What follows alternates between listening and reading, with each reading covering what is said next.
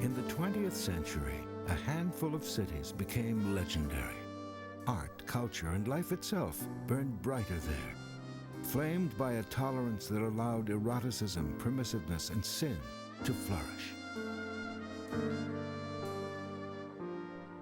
And for a time in the 20s and 30s, there was one place known as the wickedest city in the world. It was Shanghai.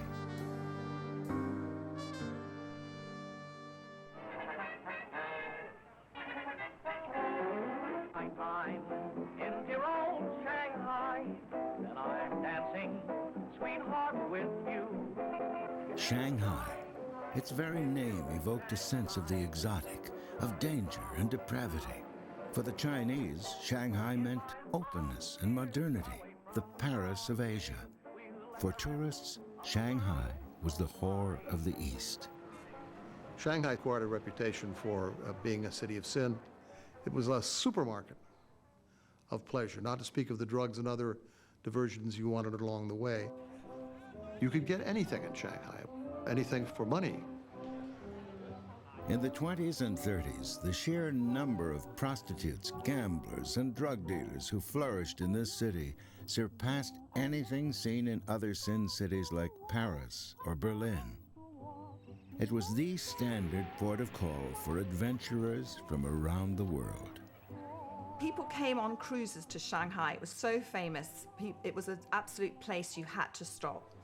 And people heard that you could get drugs on room service, that the sex was amazing, that there's extraordinary brothels where you could have Chinese girls, you could have Russian tarts, Eurasians. So it just offered everything that you weren't allowed to do in your ordinary life.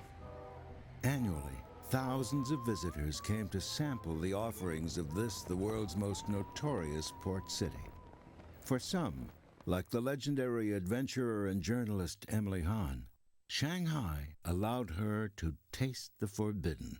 My mother told me that she had always wanted to be an opium addict since she was a child. I have no idea where she got the idea, but she thought it was incredibly romantic. She wanted to experience it. So when she went to Shanghai, she said she smelled it in the streets without realizing what it was. And she told me that opium made her have the most beautiful dreams. In this city, everything was possible. Everything was for sale. Everything except, perhaps, power. For in this city in China, it was not the Chinese who could claim to be masters in their own home. It was the foreigners.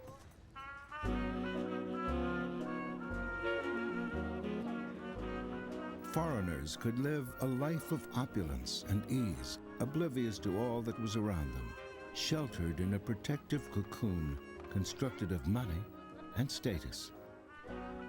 It was a very lively and intense kind of life. My parents belonged to the Cercle Sportif Français, which was probably the best club in the Far East, if I'm without being too arrogant about it. Magnificent swimming pool, 180-foot swimming pool, 180 feet, can you imagine? Bowling alleys, I think 12 tennis courts, right in the heart of the city. Just a magnificent place. The Cercle Sportif Français was one of the few private clubs that allowed Chinese to join. And largely because of that policy, the club and its members were widely looked down upon by the city's most powerful group, the British. For this cosmopolitan giant of Asia was by and large built by the British, and the opium from India that they forced China to take in exchange for the Chinese tea and silk. It was the victorious British who, after humiliating the Chinese in the Opium Wars of the mid-1800s, demanded the right to rule over bits and pieces of China. One of those pieces was a parcel of land along the Huangpu River. And within this city of 3.5 million Chinese was another city, the foreign settlement, made up of the French concession and the well-known international settlement. Shanghai had become a spoil of war, a treaty port. And as a treaty port, what was good for the British was equally good for the other great powers. They cut out sections of the city and made them their own. The foreigners brought with them their own military, their own courts, their own police, even their own architecture. Depending on the section, different streets of Shanghai looked as if they were plucked from New York, Tokyo, and Paris. The French concession and the British-dominated international settlement were melting pots. Italians, Germans, Portuguese, Swiss, and Brazilians, more than 50 different nationalities, living side by side with the Chinese. There was definitely a social structure where the British, the American, and the French were the top. They were the masters, they were the lords, they were the powerful ones. And then came the Germans, who had lost World War I. Then you had the mixed bloods. Then you had the Chinese. The British tended, of course, to have colonial attitudes towards the Chinese. They tended to despise them in some cases. They tended to look down on them.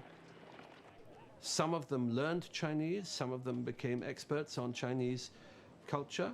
Not most of them. Most of the British businessmen went out only for a few years, didn't bother to learn Chinese, and in some cases treated them rather badly. For many Shanghailanders, as they pride themselves, the lives of the poorest of Shanghai were simply too far removed from their own existence. It was as if they had built up an immunity to all that they saw as ugly and squalid. I used to go to a gymnasium. I would have to step over in the 10 blocks, probably 10 or 20 bodies that went out in the night and just died. This is early in the morning, 7 o'clock in the morning. You'd see the cart coming along, and they just chuck the bodies into a thing and take them off to I don't know where. And during the worst periods in Shanghai, it was recorded that some 30,000 bodies were picked up annually from its streets. Despite all that, Shanghai remained a magnet to millions of desperate peasants fleeing famine and natural disasters. Shanghai meant opportunity in the most modern city in China. But for thousands of women, more often really just girls, Shanghai offered work in the world's oldest profession. Even in the 19th century, Shanghai was famous for its courtesans. Women came to Shanghai. They found themselves in this cauldron of temptation, a huge vice industry. In this city of over 3 million, there were about 100,000 prostitutes plying their trade.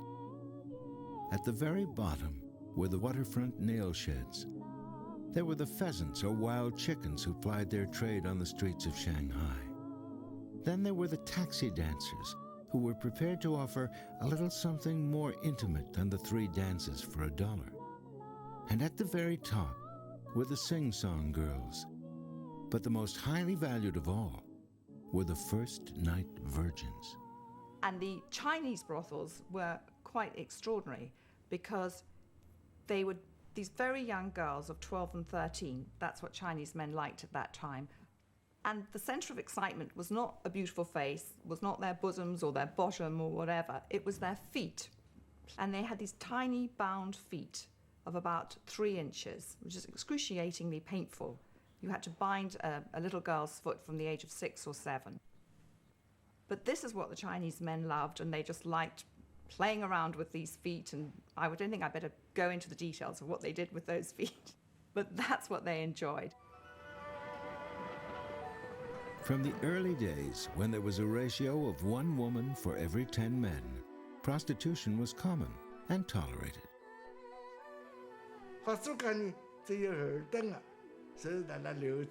The French concession had only the second-class prostitutes.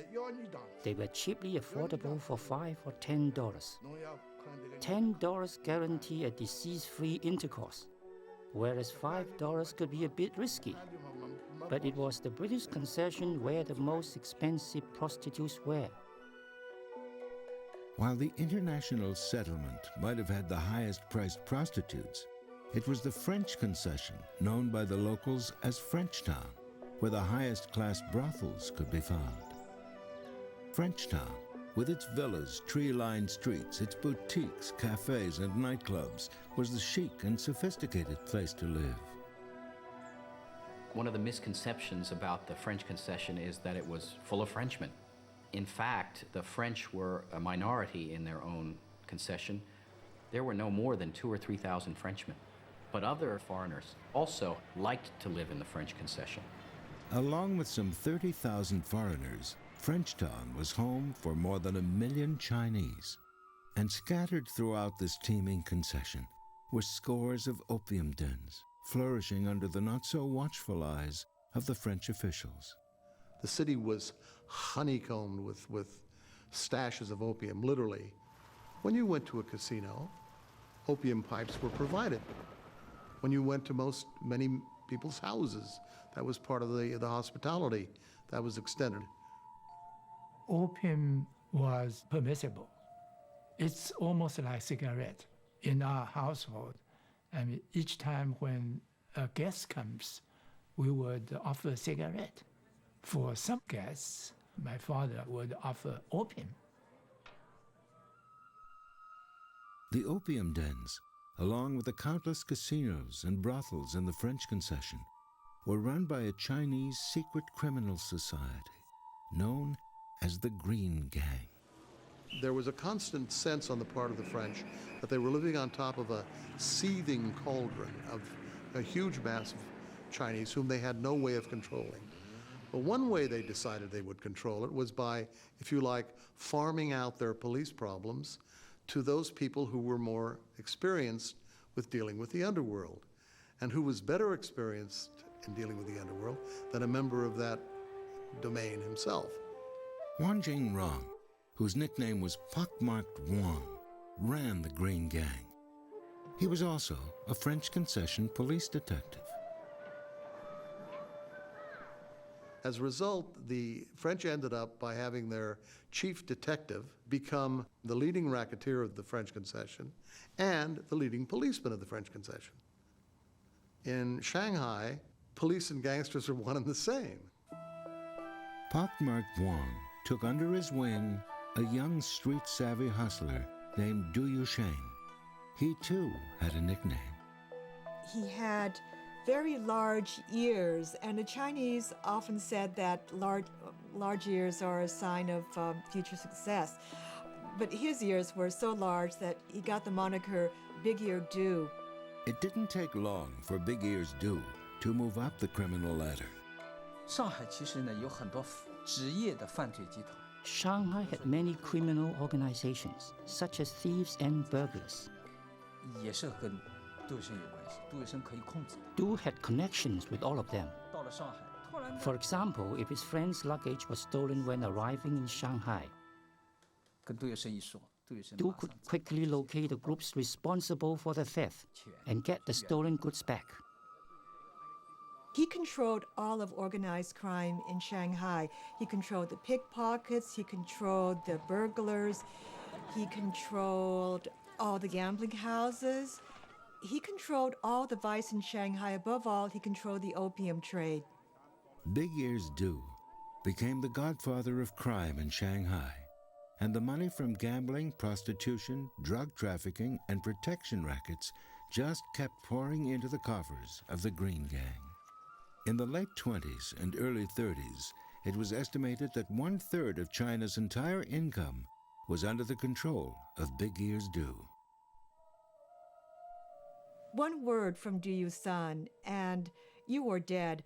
People who accumulated huge debts in the gambling houses knew that sooner or later, if they didn't pay up, a coffin, a very shiny coffin, would arrive at their house.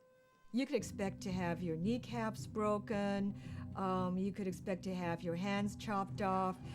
You could expect a lot of pain. One of the deadly punishments was nicknamed planting the lotus. The violator was put into a huge bag together with a big rock. The bag was then planted into the Shanghai harbor. The equivalent of kneecapping in Shanghai was tendon cutting. The gangsters would take their victim and cut every available tendon, including the tendon under the tongue, behind the knees, of course the Achilles tendon, which left you just a kind of hopeless bag of jelly left on your front lawn to remind people not to cross the gangs. It was a terrifying punishment. By the 1920s, Shanghai was the most gangster-ridden metropolis in the world, perhaps because it was also one of the world's richest cities.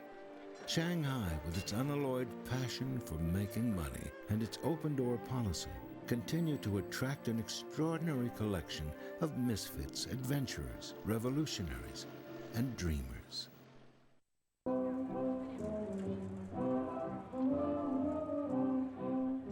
If there was one place that best illustrated what Shanghai had become, it was an establishment called the Great World.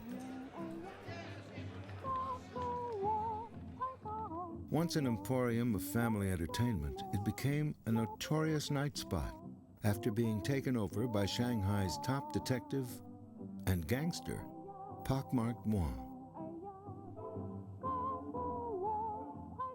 The Great World was a pleasure palace. And as you made your way up, the girls, there were these gorgeous sort of hostesses walking around trying to help you spend your money. And at the bottom, they were wearing cheongsams just split up to the leg. On the sort of middle floor, their cheongsams were split up to the waist, and by the top floor, they were split up to their armpits. And at the top floor, there was a little sort of gap where people who'd got too overexcited and spent all their money stepped off and killed themselves. Among the Chinese, Shanghai gained the reputation as a city full of suicides. But for foreigners, this was a city full of life. It was a fabulous life, really fabulous. Everybody had 4, 5, 6 servants. My mother'd get up and the cook would make breakfast, and we'd all eat breakfast together. And then the chauffeur would drive my father to the office on the Bund.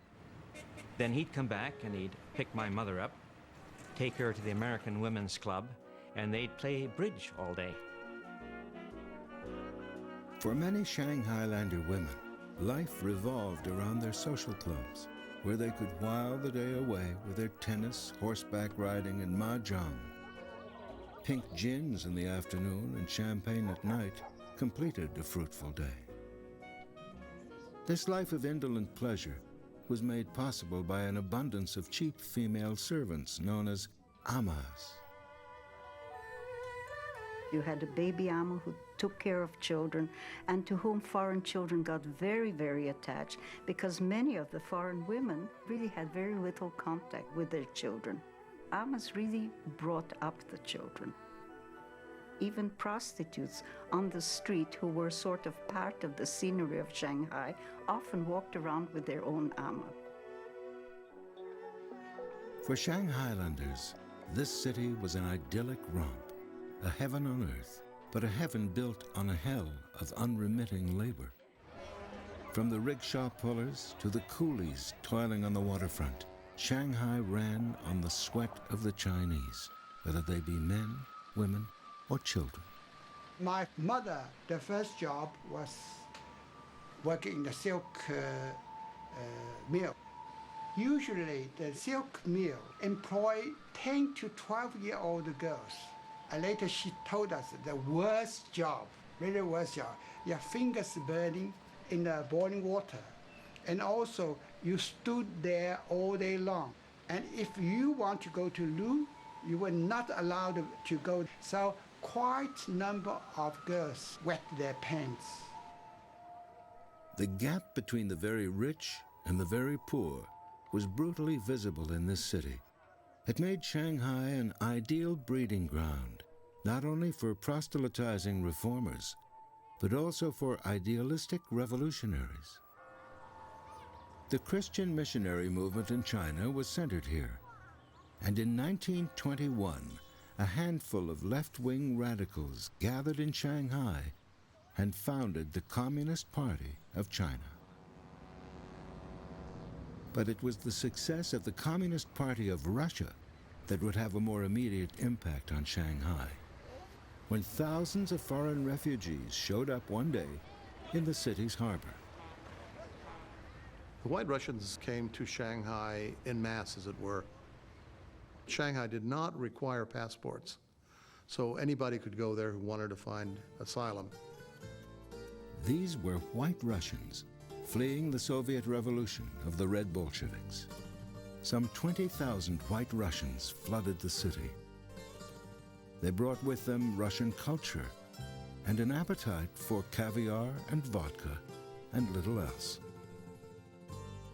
Once well-to-do pillars of old Russia, the majority of White Russian men found it almost impossible to find work. And so it was up to their wives and daughters to make a living any way they could. Many of them ended up in the entertainment industry, namely the vice industry, and were in fact women of great allure and beauty who set the style and replaced the other foreign prostitutes who were mainly Americans. And because they were so great in number, they did what no white woman would do then. They slept with Chinese. And this was to the consternation of racist whites. They were seen as traitors to the European mission.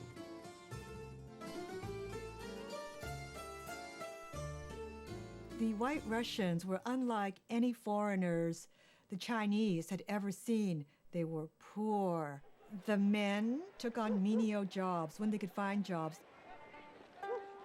They had to survive, and they were willing to do things that the Westerner wouldn't, because it was beneath the white man.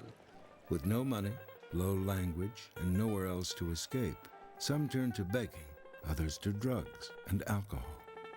They drank out of despair because the men were suddenly completely useless in every way. They could not make a living. They lost the feeling of, I don't want to say all, but certain.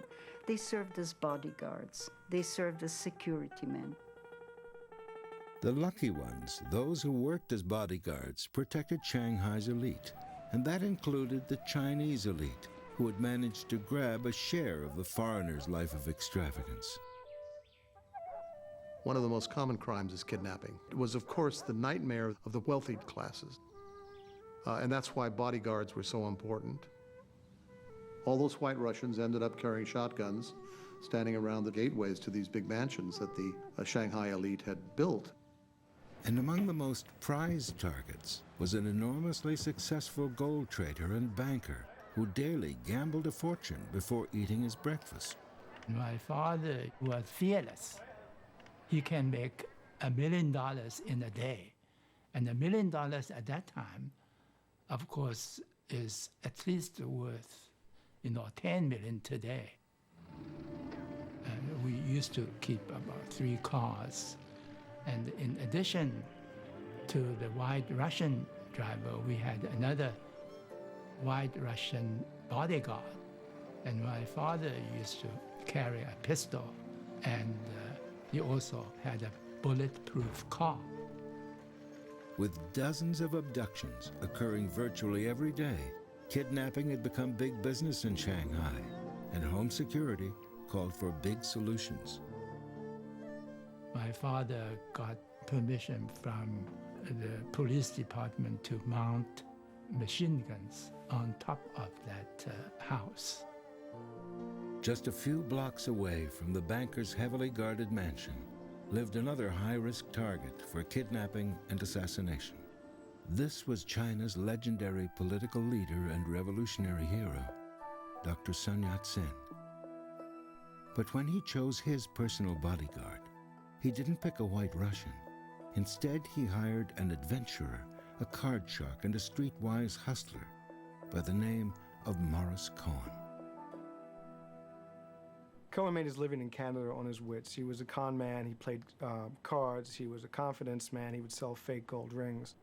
And after doing time in jail in Winnipeg, he ended up in Shanghai. Once he'd unpacked his 8 guns from his luggage, Cohen went out to check the local scene. He didn't go to the western area, which was very exciting and lots of lights and flags and stuff. He decided to go in the back streets, and he wanted to see the Chinese he knew in Canada. And he just spent hours roaming around these small, little, narrow, winding roads. and he just fell in love with the place, and he knew he wanted to stay. Cohen's extraordinary journey began in a Russian shtetl, took him through Cockney London and Reform School, then the Canadian prairies, finally landing in China to become a bodyguard and aide-de-camp to Sun Yat-sen, the revered founder of the First Republic of China. As one of Sun Yat-sen's main bodyguards, he followed Sun everywhere. And he was quite an intimidating character. He was this large, he wasn't a tall fellow, he was large and stocky. He weighed 200-something pounds. And his nose had been broken many times in boxing matches and what have you. He wore one gun on his shoulder and the other one on his hip. And he would walk around town with these guns bulging, just bulging out of his white suits. The Westerners noticed his two guns and started calling him Two Gun Cohen, and the name stuck.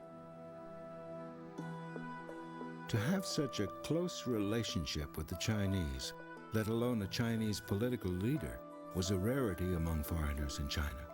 But this was Shanghai. For Cohen, Shanghai was a perfect city. It was a wide open place. It had rules but didn't have rules at the same time. And this was a place where he could really carouse and have fun and gamble and see shady women if he wanted to and just really have a great time. It was a city with sort of no holds barred, almost made for him. But Two Gun Cohen could not save Sun Yat-sen from the cancer that killed him in 1925.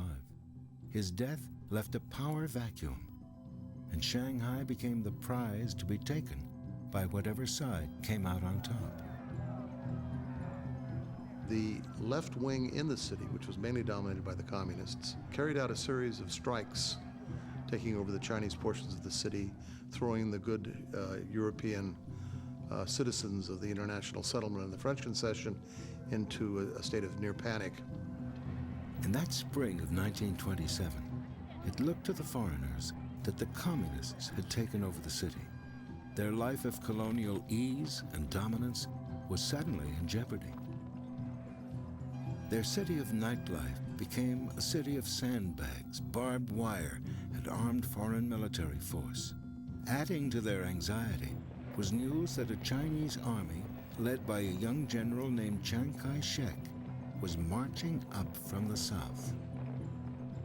The foreigners' fear was that he had come to support the uprising and that he would launch a bloodbath against them. When Chiang Kai-shek reached the outskirts of Shanghai, he inexplicably stopped and didn't move his soldiers in. Instead, he secretly entered the city and met with the gangster leaders of the city, Pak Mar Tuong and Big Ears Du.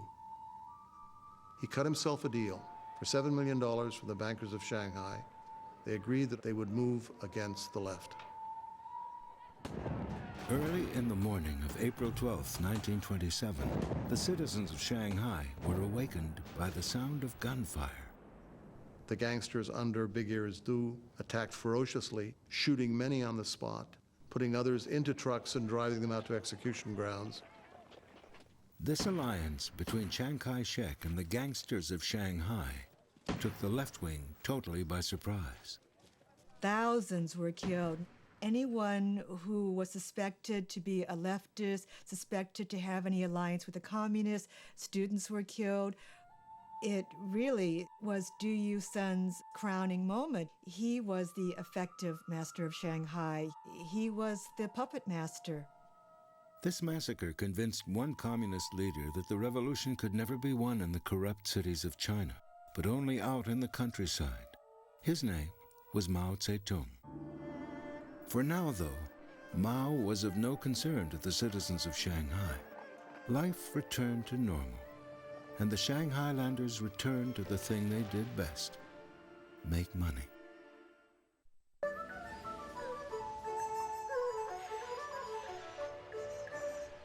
In the early 1930s, while most of the great cities in the world were beginning to suffer from the Great Depression, Shanghai was experiencing a building boom.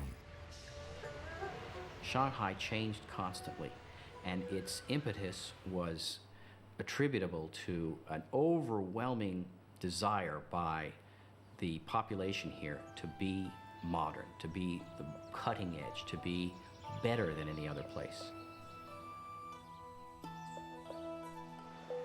Those aspirations were shared by one of the wealthiest men in all of Asia, Sir Victor Sassoon. His dream was to turn Shanghai into a modern skyscraper city.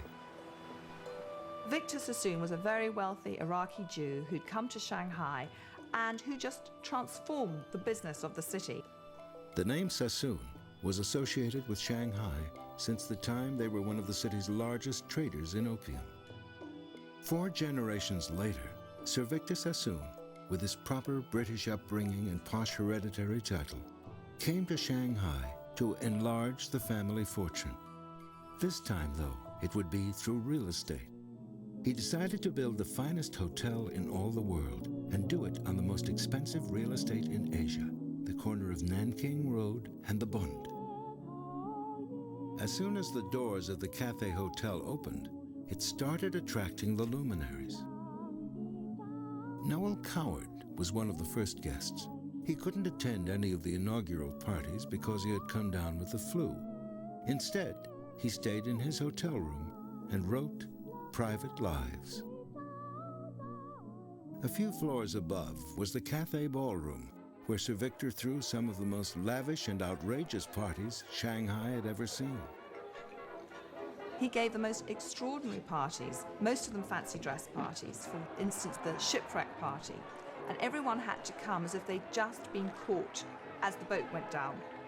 And you had one very adventurous couple who arrived stark naked except for a shower curtain wrapped round them and their hair sopping wet. Besides real estate and raucous costume parties, Sir Victor's other great passions included a fondness for fast women and faster horses. That passion for the racetrack was shared by most of the Shanghailanders and the local Chinese. Going to the races was a big event in Shanghai. And that was the social event for the international community, was to go to the races at the big racetrack. In the international settlement, it was the only place in the world where all kinds of nationalities lived together, Chinese and Europeans and North Americans. And the rest of the world may have been in depression. But Shanghai was just filled with jazz and galas and bazaars and theater and the kind of things that people in the rest of the world weren't enjoying during the Depression years. The one thing that they did share with the rest of the world was an infatuation with the movies. And while the latest American films attracted large audiences, more people favored the locally made productions. Shanghai was the Hollywood of China, with a thriving film industry. As great as was Shanghai's love for the movies, it seemed it loved its automobiles even more. Not even the rainy season could stop the citizens of Shanghai from being chauffeured to any one of some 300 nightclubs, cabarets, and bars to dance the night away. And usually that dance was the tango. The tango dancing was very sexy. The tango permitted you to do lots of things. You could be very close to each other. And I, for example, had a Spanish boyfriend whom, to my mother's horror, his name was Jesus. She said, couldn't you find somebody else with a different name, a Jewish girl? And he couldn't speak English, but who cared? This devil-may-care attitude attracted not just con men, rogues, and gamblers, but just about anyone with adventure in their heart. People like Emily Hahn, a free-spirited American reporter who had planned to stay only a few days before continuing on her journey to Africa. As soon as she got off the little steamer, she said she never wanted to leave again. She just fell in love with it immediately. The humanity, the bustling, exciting life. Shortly after my mother arrived in Shanghai, she found an apartment in the red light district. It had been very notorious and was decorated as a bordello. It didn't take long for the flamboyant cigar-smoking reporter to become the talk of the town.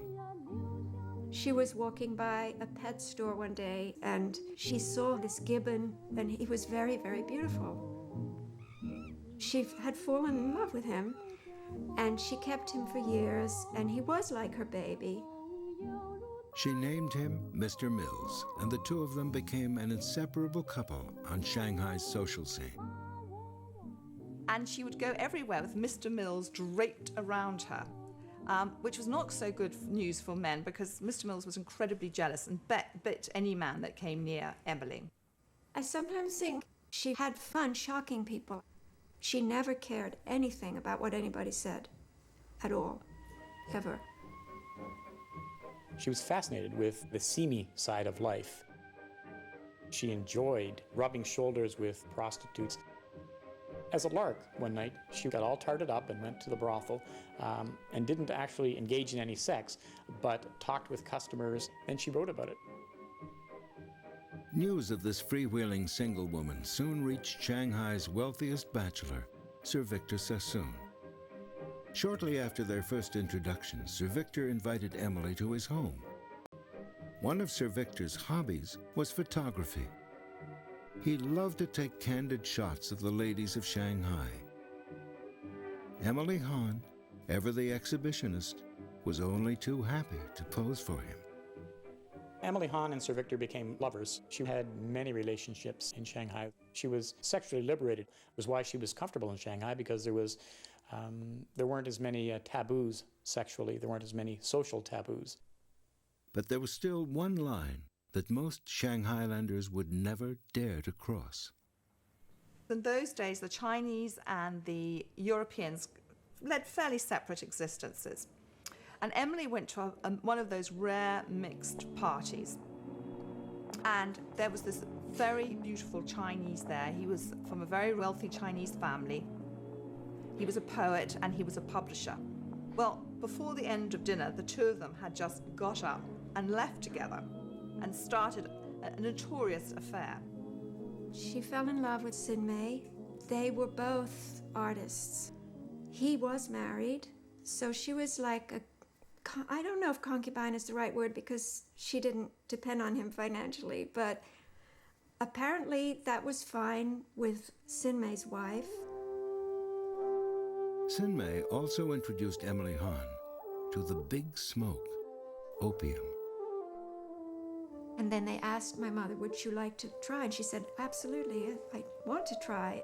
She did it often, and it was very, very seductive that she could just forget about anything unpleasant and drift off, and life became very easy. Emily Hahn slept with both Sir Victor and Sin Mei concurrently. And Sir Victor became jealous. In fact, dropped none too subtle hints at times that either a case of me or Sin Mei, so choose one or the other. Emily Hahn, of course, ignored him. Opium addict, concubine, mistress, free spirit, but above all, Emily Hahn was a reporter, a regular contributor to the local press, as well as to the prestigious New Yorker magazine. And one of the biggest stories she would ever witness was about to break.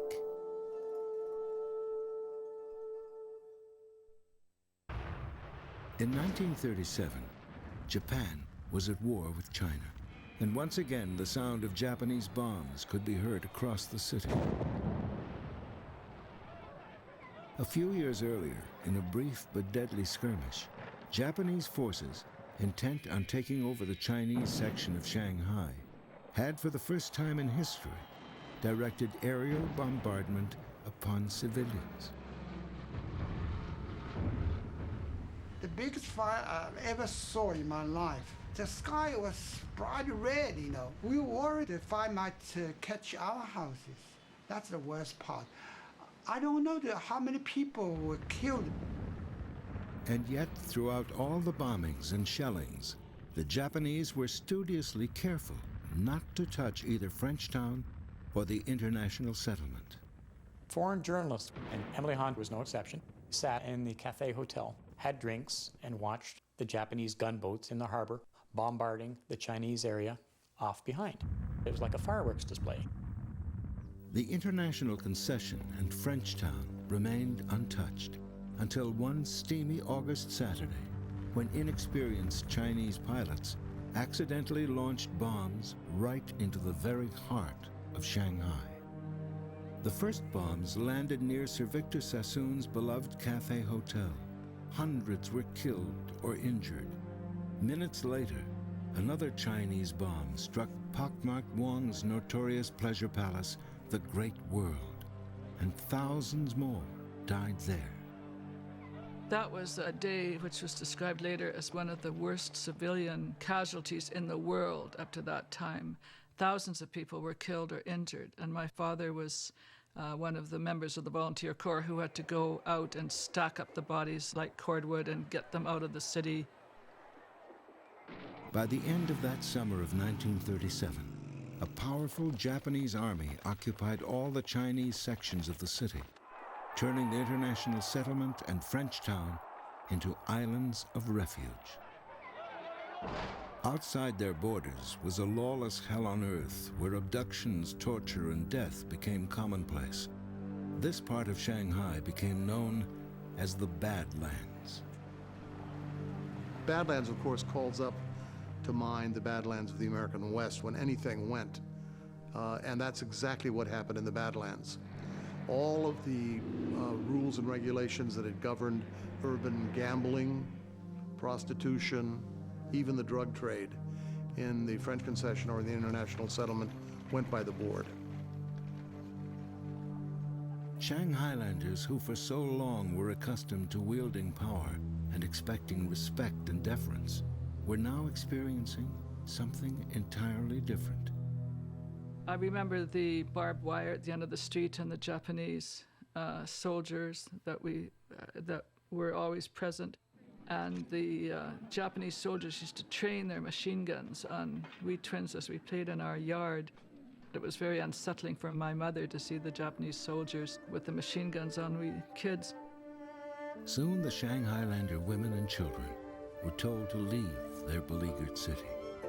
And I still remember standing in my bedroom, and my mother had said we could take one treasure, one only. And I was torn between my flower girl basket or my teddy bear. And after a great deal of indecision, I took the teddy bear. And that was our last day in Shanghai. There was more than a touch of irony that as some Shanghailanders began to say their last goodbyes, another group of refugees was about to flood the city. They were European Jews escaping Hitler to one of the only places in the world that was open to them. Shanghai still didn't care about such official niceties as passports or visas.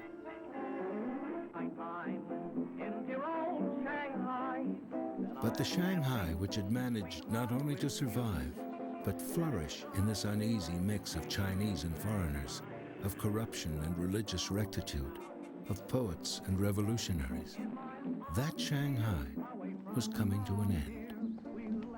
But it left an indelible mark. For the Chinese, Shanghai, bursting with creative energy and political ferment, was a crucible of change. For the Shanghailanders, life in the 20s and 30s, in this the most cosmopolitan place on earth, became the stuff of legend, a crazy free-for-all in a sin city called Shanghai.